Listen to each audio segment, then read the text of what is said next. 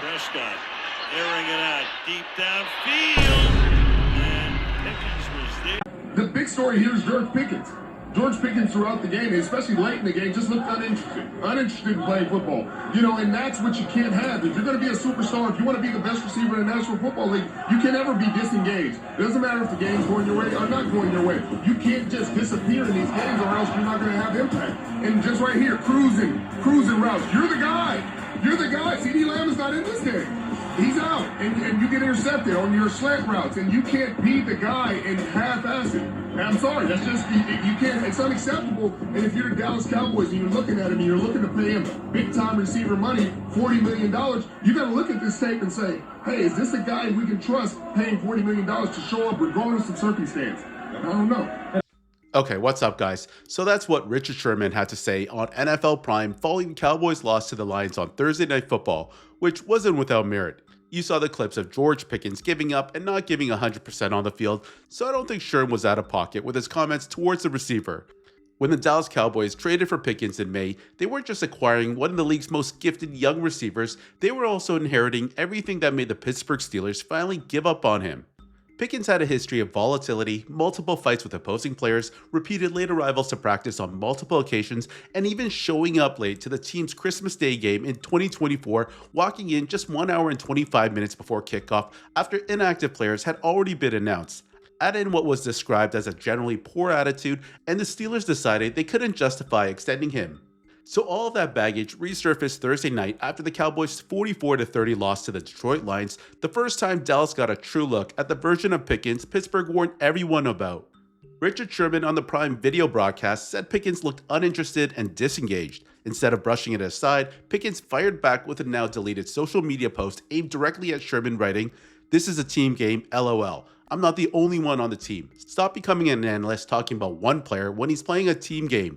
Lots of shit has to go right for explosive plays, and it's funny because I thought former players would know that, such as Richard Pussy-ass Sherman, who, by the way, ain't shit without the Legion of Boom. We all remember San Francisco brother, much love Ninja. Don't speak on me unless you know the game of football as a former player, not a dick-riding fan/analyst that act like a double team is not a thing or certain bracket coverages don't exist. Knowing that you played ball, which shows me you're a leech, weirdo." Okay, so these comments were crazy because there's actually video footage of Pickens refusing to grab a sure touchdown ball. I mean, he didn't even extend his arms to even catch the ball and made zero attempt to make a play. I don't think Sherman was crazy for calling that out at all. Anyways, while Sherman questioned Pickens' engagement, Ryan Clark questioned something a bit deeper, his awareness and effort. Here's what RC had to say about Pickens, someone who he has spoken very highly of in the past, to the point where he even said Pickens was a better receiver than Justin Jefferson 2 years ago. Have a listen.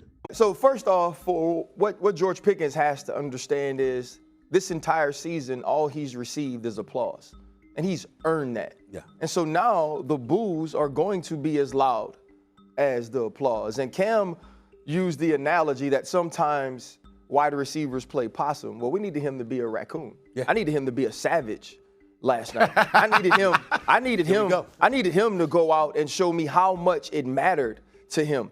And just like you, I'm rooting for George Pickens. Just like you, I like George Pickens. And Cam is talking about the way we watch film. Here is how we watch film. Let me talk from a defensive standpoint. Okay. When we turn the film on, when you look at your grade sheet, at the end of your grade sheet, there's something called the loaf. So let's say Stephen A is running the football down the left sideline and I'm on the opposite side of the field or the middle of the field. If you're still running and I'm not sprinting to tackle you, sprinting to get in the film or get into the view, then that's a loaf for me. This is the same thing we're seeing from George Pickens, a loaf. Right. This is the same thing we're seeing from George Pickens. When you run the slant, which we can't give him the excuse that the schematics are basics because this is how he won the game last week against the Kansas City Chiefs. He ran a slant.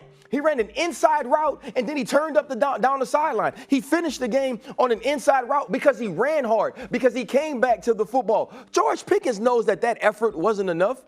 George Pickens knows that people are watching him just to see these things.